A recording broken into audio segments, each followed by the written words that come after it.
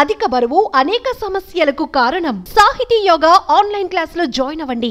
జ్యోతి మల్హోత్రా అంశం దేశంలో సంచలనం సృష్టిస్తోంది. ఒక యూట్యూబర్ గా ఇన్ఫ్లుయెన్సర్ గా ఉంటూ భారతదేశ సైనిక రహస్యాలను పాకిస్తాన్కు చేరవేసే ప్రయత్నం చేసింది. సో రెడ్ హ్యాండెడ్గా పట్టుబడ్డది. అలాగే చాలామంది భారతదేశంలో ఇలాంటి వాళ్ళు ఉన్నారని నిఘా వర్గాలు హెచ్చరిస్తూ ఉన్నాయి. సో జ్యోతి మల్హోత్రా అంశాన్ని ఏ రకంగా చూడాలి? జాతీయ గీతాలు ఆలపిస్తూ భారత ఎయిర్ బేస్లలో వీడియోలు తీస్తూ వాటిని పాకిస్తాన్కి అమ్ముకోవటం అనేది ఏ రకమైన పరిణామంగా చూడాలి? ఎట్లా వెళ్ళనా ఇలాంటి వాళ్ళని మనం పట్టుకోవాలి? మనతో మాట్లాడడానికి నిహారిక రెడ్డి గారు.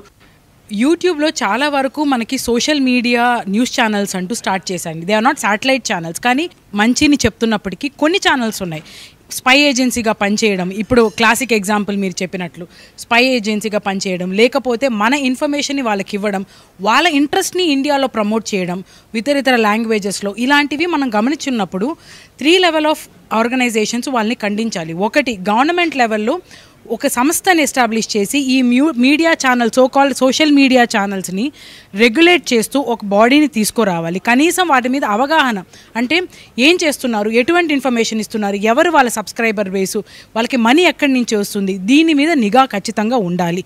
ఇది గవర్నమెంట్ లెవెల్లో ఉండాల్సిన థింగ్. సెకండ్ ఇంపార్టెంట్ ఆస్పెక్ట్ వచ్చి మన viewers, we are also equally responsible. ఎంతవరకు ఇలాంటి ఛానల్స్ని ప్రమోట్ చేయొచ్చు, మనం ఎలా చూడాలి, వీటి గురించి ఎవరికైనా తెలిసి, సే ఫర్ ఎగ్జాంపుల్ నేషనల్ ఇంట్రెస్ట్ని కాకుండా పక్క దేశ ఇంట్రెస్ట్ని ప్రమోట్ చేయడం, గవర్నమెంట్ని విపరీతంగా క్రిటిసైజ్ చేస్తూ వేరే కంట్రీ యొక్క ఇంట్రెస్ట్ని ప్రమోట్ చేయడము, ఇలాంటి చేస్తున్న ఛానల్స్ని మనమే రిపోర్ట్ చేయాలి. రిపోర్ట్ చేయడమే కాకుండా ఇలాంటి వాళ్ళ మీద స్ట్రింజెంట్ యాక్షన్స్ తీసుకోవడం, అంటే ఎఫ్ఐఆర్ లాంటిది నమోదు చేస్తూ వాళ్ళ మీద ఇన్వెస్టిగేషన్ జరిపించాలి. మనము ఒక సివిల్ సొసైటీగా స్ట్రెంథన్ అయితే తప్ప ఇలాంటి స్పై ఏజెన్సీస్ కానీ ఇలాంటి వ్యక్తులని మనం అరికట్టలేము. స్ట్రింజెంట్ యాక్షన్ తీసుకోవడం అనేది చాలా ముఖ్యం. విపరీతమైన ఇన్ఫర్మేషన్ ఉందండి, లోడ్ అవుతుంది. ఎట్ ద సేమ్ టైం ఎటువంటి సెన్సర్షిప్ లేదు, ఎటువంటి కంట్రోల్ లేదు, ఎటువంటి రెగ్యులేషన్ లేదు. ఇది చాలా దారుణము. రెగ్యులేటింగ్ అథారిటీస్ లేకపోతే దేశం ఎటువైపుకి వెళుతుంది అనేది నిజంగానే ఫ్యూచర్లో మనకి చాలా భయం వేస్తుంది. ఎస్పెషల్లీ సెక్యూరిటీ ఏజెన్సీస్ లాంటి సెన్సిటివ్ ఇన్ఫర్మేషన్ లీక్ అవుతుంది అంటే ఇతర దేశాల కోసం ఈ దేశంలో పనిచేసే వ్యక్తులు చాలామంది ఉన్నారు. So it's high time that the government has to intervene. Social media channels మీద ఒక రెగ్యులేషన్ అంటూ తీసుకురావాలి. At the same time as a citizen everyone should be vigilant. మనమే ఒక రిపోర్ట్ చేయడమో, లేకపోతే వాళ్ళ మీద ఎఫ్ఐఆర్ నమోదు చేయడమో, వాళ్ళ మీద రిపోర్ట్ చేయడం, ఇలాంటివి చేస్తే తప్ప ఇలాంటివి మనం అరికట్టలేము. ధన్యవాదాలండి.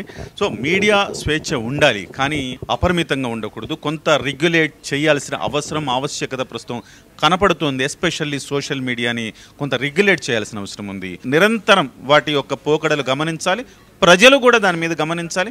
ఎప్పటికప్పుడు దేశానికి నష్టం చేకూర్చే వ్యాఖ్యలు ఎప్పుడైనా చేస్తే గనక వాటిని ఇమ్మీడియట్గా కౌంటర్ చేసేలాగా, దాని మీద కంప్లైంట్ ఇచ్చేలాగా గనక చర్యలు తీసుకున్నట్టయితే దీన్ని మనం అరికట్టవచ్చు అని చెప్తున్నారు నిహారిక రెడ్డి గారు. సుమన్ టీవీలో మీ పర్సనల్ అండ్ బిజినెస్ ప్రమోషన్స్ కోసం కింది నెంబర్కి కాంటాక్ట్ చేయండి.